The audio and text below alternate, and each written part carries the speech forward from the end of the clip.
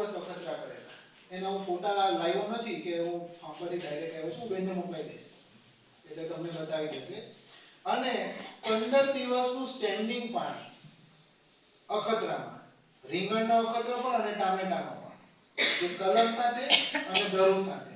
તો કલમ વાળા જે બી રીંગણ હતા અને ટામેટા હતા તેને કંઈ નથી થતું, ઉત્પાદન એઝ ઇટ ઇઝ રહે છે.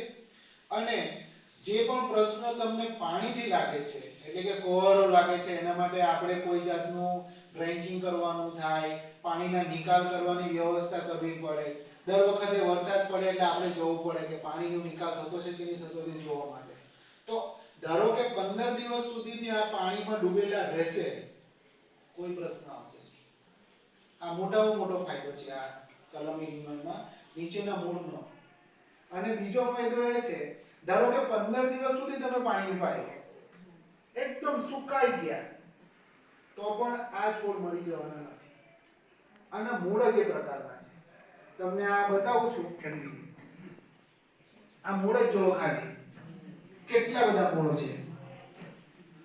આ તો અમે કાપેલા છે કે આ ટ્રેમાં આવે, જમીનમાં ઉતરી જાય એટલા માટે અમે કાપેલા.